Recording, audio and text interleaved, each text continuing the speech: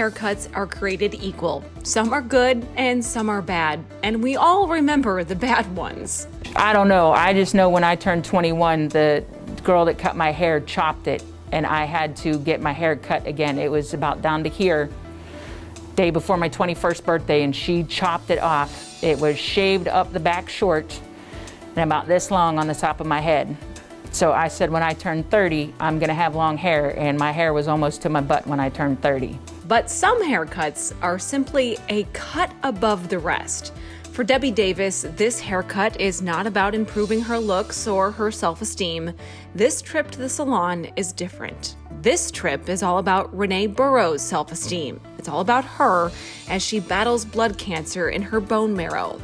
Next week, I start the part where they're collecting my stem cells to get the cancer, and they freeze it, and then they'll put it back into me.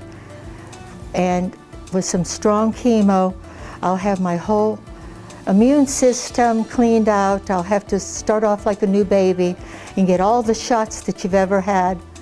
And hopefully this will put the cancer in remission. In the meantime, I will be bald, completely bald.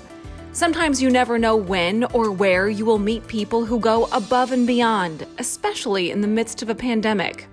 And I met my friend Debbie at the Hope Center, and she always had this most beautiful hair. And she offered to give me her hair. And this is, of all the people that are in and out of this Hope Center, she would give her hair for me, human hair. There's so many different kinds of wigs and stuff, but they, you know, you look like maybe a mop on your head, but to have real hair, this is something very, very wonderful that she's giving to me. I see a lot of people every day, which I was kind of baffled of how many people go in and out of there every day and get that kind of treatment and just walk around all the time after chemotherapy. And she complimented on my hair a few times, and she's like, oh my gosh, your hair is just so gorgeous. And I'm getting a little tired of my hair. So I thought rather than just cutting it all off and having it go nowhere, that I could get it made into a wig. In order to have the wig with Debbie's hair created for Renee, they're asking for help since it costs about $1,000 to go through the process.